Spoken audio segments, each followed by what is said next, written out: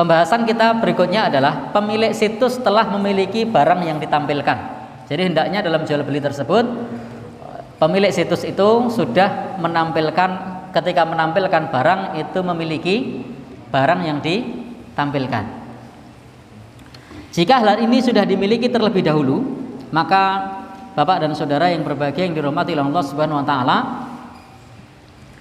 jual beli ini oleh para ulama diperselisihkan. Jadi jual beli ini diperselisihkan, termasuk tadi bai'ul ghaib ala sifat itu para ulama memperselisihkan. Di antaranya adalah dalam mazhab Syafi'i, termasuk di sini An-Nawawi menyebutkan pendapat yang kuat dalam mazhab Syafi'i, bai'ul ghaib ala sifat itu tidak sah dalam mazhab Syafi'i.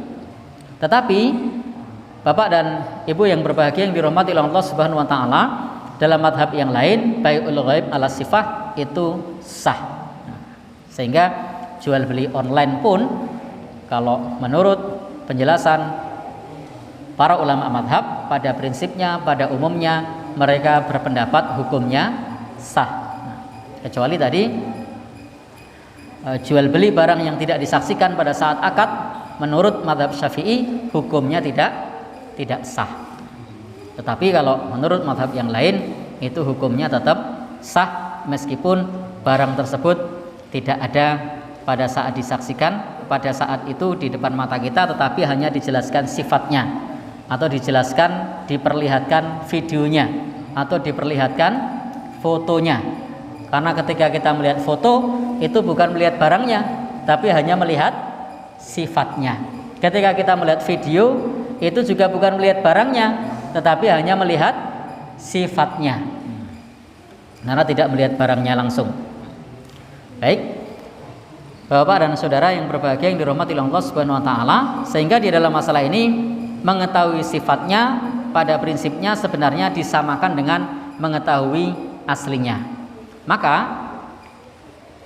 Nabi Shallallahu alaihi wasallam pernah melarang seorang istri menceritakan perempuan lain kepada suaminya. Kenapa? Karena kalau menceritakan sifat perempuan lain kepada suaminya itu sama saja menghadirkan orang lain itu di hadapan suaminya. Ini tidak boleh. Nabi mengatakan la tubasyirul mar'atul mar'ata. Janganlah seorang perempuan bergaul dengan perempuan lain fatana'aqataha li zaujiha ka'annahu yangduru ilaiha.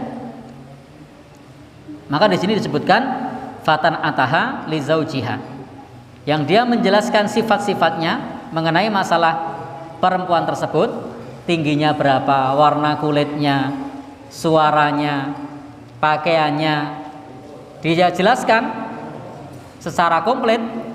Ka'annahu yangduru ilaiha, seolah-olah laki-laki itu atau suaminya itu melihat perempuan tersebut, maka ini dilarang oleh Nabi.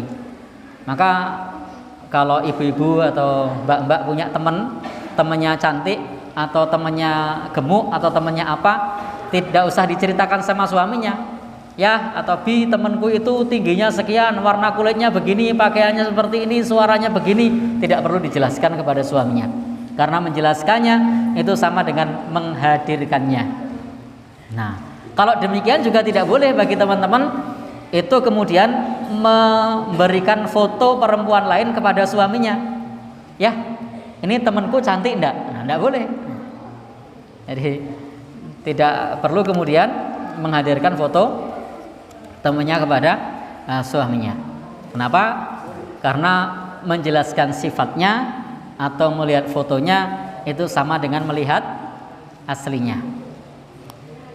Sehingga pendapat yang kuat adalah madhab mayoritas para ulama madhab Hanafi, madhab Maliki, madhab Hambali itu menjelaskan bai'ul ghaib ala sifat itu hukumnya sah. Menjual barang yang barang tersebut hanya dijelaskan sifatnya atau dilihatkan fotonya atau dilihatkan videonya, ini adalah sah menurut madhab Hanafi, Maliki dan Hambali. Dan pendapat ini insya Allah adalah pendapat yang kuat. Sebagaimana prinsip jual beli itu wa halallahul bai'ah, dan Allah Subhanahu wa taala menghalalkan jual beli. Maka insya Allah pendapat yang menghalalkan jual beli menjelaskan sifatnya itu lebih kuat, karena memang tidak ada hal yang mengubah hukumnya dari halal menjadi haram.